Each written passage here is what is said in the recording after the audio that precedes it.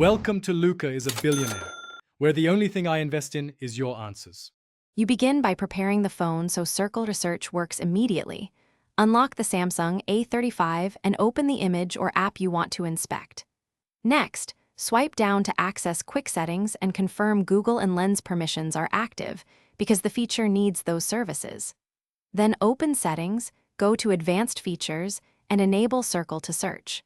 Once done, practice drawing a small circle on screen edges to trigger the tool. This first setup removes friction and gets you ready to search fast. Now perform the actual action. Position your finger over the item and draw a clear circle around it in a single motion. Momentum helps recognition.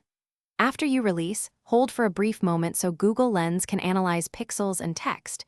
This pause gives a better preview and more accurate suggestions. You will see results, links, or actions. If needed, refine the selection by pinching to zoom or dragging edges. Make sure to tap the best match to open details, copy text, or follow product links. To finish, choose an action from the results.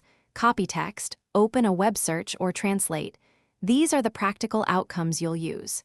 If you get no or poor matches, make a cleaner circle, reduce motion blur, or try better lighting. These factors improve recognition.